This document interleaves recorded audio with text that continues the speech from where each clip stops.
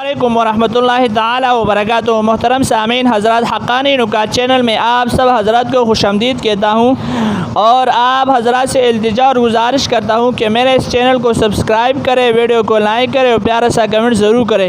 انشاءاللہ العزیز علمی نکات آپ حضرات تک پہنچا جائے گا۔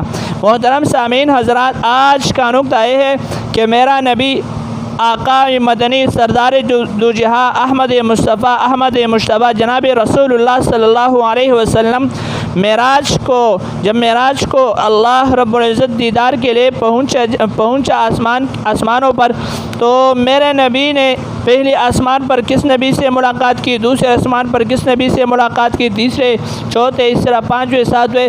تو میں نے آپ حضرات کے سامنے آج ایک فارمولہ لے کر حاضر ہوا ہوں۔ اگر آپ وہ ترتیب اور فارمولہ ذہن میں رکھ دیں تو انشاءاللہ العزیز آپ کو یاد کرنے میں آسانی ہوگی اور آپ کو پھر پتہ ہوگا کہ میرا نبی اور آقا دو جہاں صلی اللہ علیہ وسلم نے پہلے آسمان پر کس نبی سے ملاقات کی، دوسرے پر، تیسرے پر۔ جی ٹھیک ہے جی۔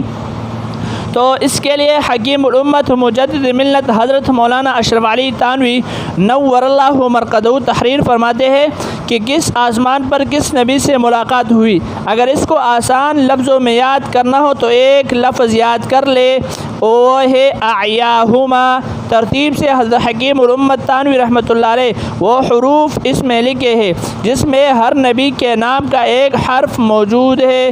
مثلا اعیاہما، پہلے الف، اس سے مراد حضرت آدم علیہ السلام، پھر عین ہے، اس سے مراد حضرت عیسیٰ علیہ السلام، پھر یا ہے، اس سے مراد حضرت یوسف علیہ السلام، پھر الف ہے، اس سے مراد حضرت ادریس علیہ السلام، پھر ہاں ہے، اس سے مراد حضرت ہارون علیہ السلام، پھر میم ہے، اس سے مراد حضرت موسیٰ علیہ السلام، اور پھر الف ہے، اس سے مراد حضرت ابراہیم علیہ السلام۔